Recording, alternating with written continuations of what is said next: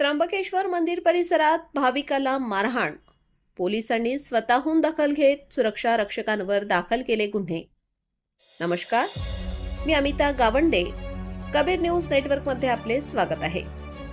भाविकांचे श्रद्धास्थान असलेल्या श्री क्षेत्र त्र्यंबकेश्वर मंदिर परिसरातून एक धक्कादायक बातमी समोर आली आहे.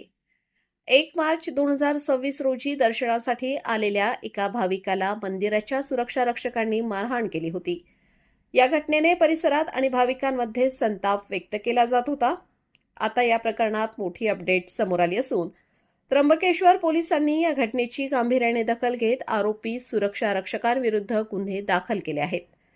याबाबत विस्तृत माहिती अशी की 1 मार्च 2026 रोजी सकाळी 7:05 ते 7:30 सुमारास त्र्यंबकेश्वर मंदिराच्या आत ही घटना घडली. त्र्यंबकेश्वर देवस्थान ट्रस्टकडून मिळालेल्या माहितीनुसार संबंधित भाविक दर्शन रांगेत बराच वेळ बसून राहिला होता, ज्यामुळे इतर भाविकांच्या दर्शनास विलंब होत होता. सुरक्षा रक्षकांनी वारंवार विनंती करूनही त्याने जागेवरून हलण्यास नकार दिला. त्यानंतर त्याला कसेबसे बाहेर नेऊन बसवण्यात आले.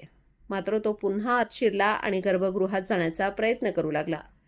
गर्भगृहात जाण्यासाठी सोळे नेसणे गरजेचे असताना भाविक अंगावरील साध्या कपड्यांमध्ये गर्भगृहात प्रवेश करत असल्याने त्यास विरोध करण्यात आला. यावेळी संतप्त भाविकाने आधी सुरक्षा रक्षकांवरच हल्ला चढवला असल्याचं ट्रस्टकडून सांगण्यात आले. या वादातूनच पुढील प्रकार घडल्याचे ट्रस्टचे म्हणणे आहे. मात्र काही सुरक्षा रक्षकांनी बेकायदेशीररित्या एकत्र जमून भाविकाशी हुज्जत घालत त्याला लाथाबुक्क्यांनी मारहाण केल्याचे तक्रारीत नमूद करण्यात आले आहे. घटनेचे गांभीर्य ओळखून त्र्यंबकेश्वर पोलिसांनी कोणतीही खासगी तक्रार येण्याची वाट न पाहता स्वतःहून फिर्यादी होत गुन्हा दाखल केला आहे. मिळालेल्या अधिकृत माहितीनुसार दोघांसह अन्य 3 ते 4 सुरक्षा रक्षकांवर गुन्हे दाखल करण्यात आले आहे. भारतीय न्याय संहिता 2023च्या कलम 189(2), 191(2), 190 आणि 115(2) अन्वये संबंधितांवर गुन्हा नोंदवण्यात आला आहे. पोलिसांनी दिलेल्या माहितीनुसार मारहाण झालेल्या भाविकाचा शोध घेतला असता तो मिळून न आल्याने सरकारी पक्षाकडून ही फिर्याद देण्यात आली आहे. या प्रकरणाचा पुढील तपास पोलीस उपनिरीक्षक राजेश देवरे हे करीत आहेत.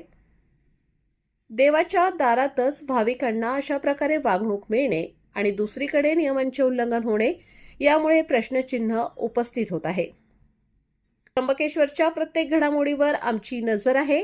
या प्रकरणातील पुढील अपडेट्ससाठी पाहत रहा Kabir news network Trimbakeshwar. Video आवडल्यास लाईक करा, शेअर करा आणि आमच्या चॅनलला सबस्क्राईब करायला विसरू नका.